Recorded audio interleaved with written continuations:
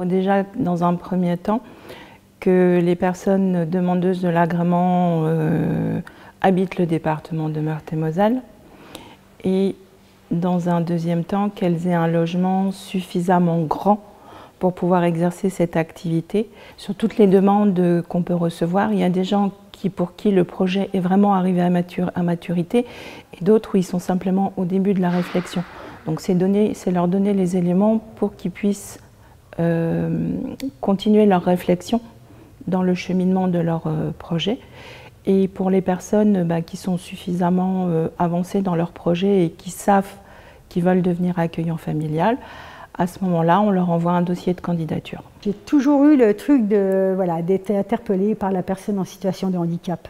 J'avais entendu l'amie d'une collègue qui était famille d'accueil pour personnes en situation de handicap.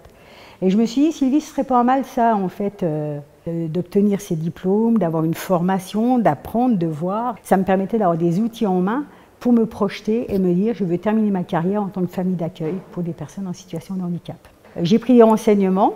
J'ai changé de maison et au moment où j'ai changé la maison, j'ai pris contact avec le conseiller départemental en disant voilà, je serais intéressée donc d'avoir des informations pour être accueillante familiale.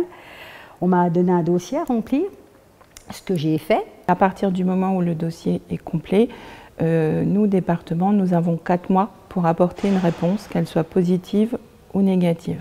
Je fais des entretiens auprès des candidats avec mon binôme, qui est donc Madame Guiton, la collègue psychologue à la direction de l'autonomie.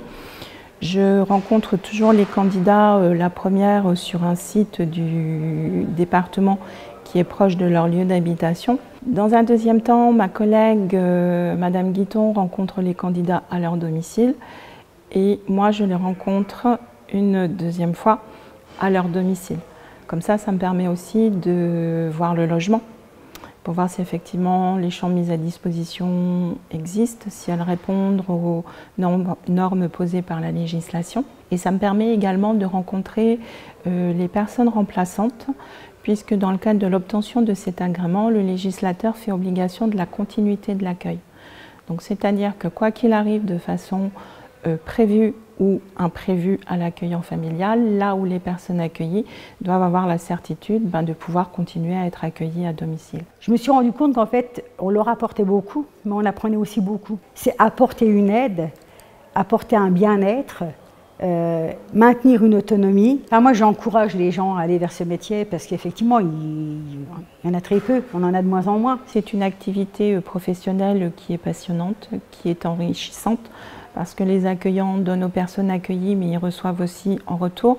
Mais c'est une activité qui se fait à domicile, donc il y a quelque part une limite à poser entre le professionnel et la vie familiale, et il faut absolument que le conjoint ou la conjointe ou toute personne vivante à domicile soit également adhérente de ce projet.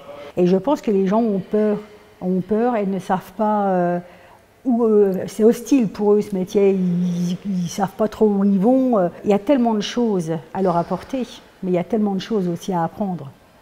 Je veux dire, c'est comme si en fait on se retrouvait dans un milieu familial, en sachant qu'on n'est pas la famille, il faut être clair là-dessus. Mais c'est des personnes très attachantes qui vous font confiance quand vous êtes à fond, ils vous font confiance et c'est que du bonheur. On a tout à apprendre aussi du handicap.